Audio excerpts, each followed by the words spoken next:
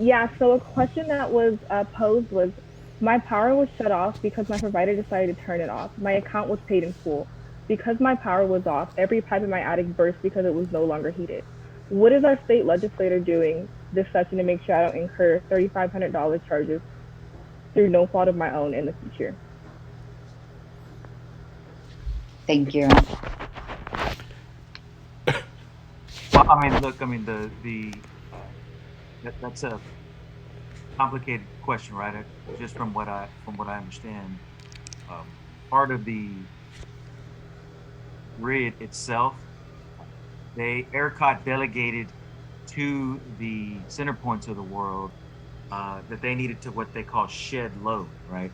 And all that means, in layman's terms, is shut off people's lights, right? And they you know, folks are really upset about that. A lot of members from all over the state of Texas, from what I hear, and here, particularly in Houston, are upset. They want to know what went into what processes they use uh, to shut off a particular neighborhood. And so there's a lot of communities really upset that their areas were shut off. It wasn't the case for everybody, but that's one issue that I know ERCOT delegates to Centerpoint that authority on who to shut off, right? Um, and the the the part about obviously it's a travesty that so many people with busted pipes. I know that FEMA, thank thanks to our congressional delegation and Representative Congresswoman, all of our delegation, right? Sheila Jackson Lee, Silva Garcia, Al Green, Lizzie Fletcher for supporting the effort to get a disaster declaration, right? Because there's about, and John, you can correct us, but I think there's about 100 counties now. They've added some more counties.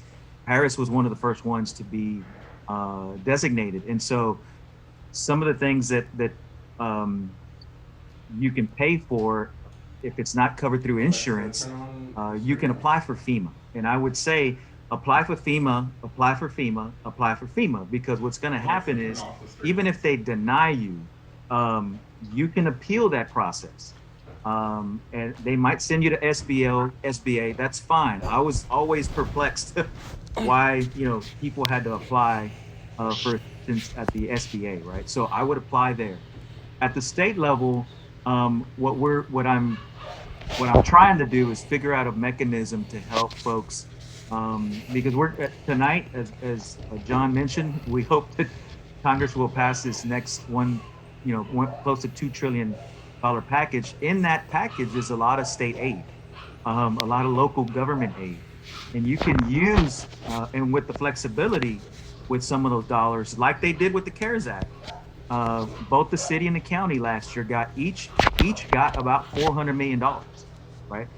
And with those dollars, we were able to get flexibility on what we could use with that, right? So that's when the city and the county did over, probably $100 million in rental assistance. Right?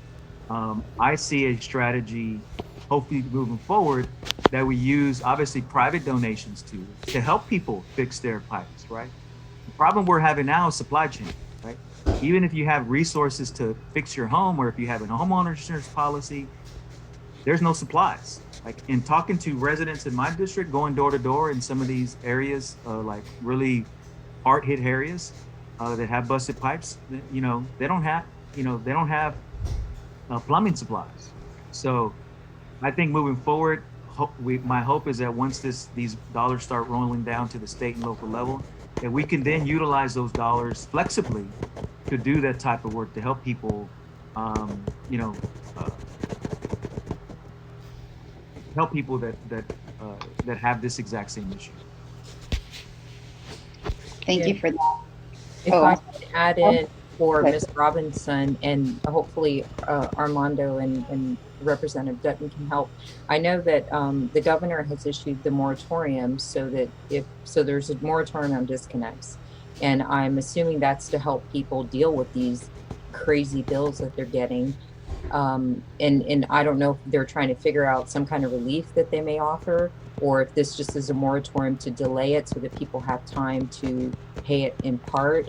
I wouldn't be surprised if there was a class action lawsuit like there was when the floodgates were open and the Army Corps was sued for making that decision that ruined so many people's homes and displaced people. And they prevailed, the homeowners prevailed.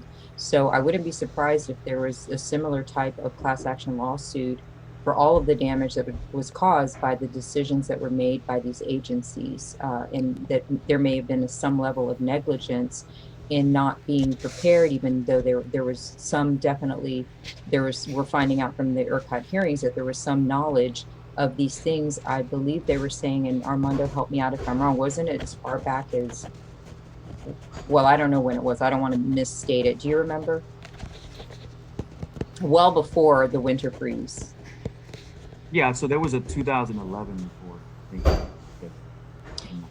But even this time in the ERCOT hearings, they were there, and we can go back and listen to them, and the public can too. But there was knowledge of the freeze coming, the polar. Oh yes, change. Sorry. It's okay. The polar vortex change. Did you catch that date? Yeah, no, they knew as early as early February, right? They had weather forecasters that were telling us, when this was coming, and actually they actually condensed the time frame because it was speeding up. They knew it was coming. Wow. Well, and I think we have time just for one last question before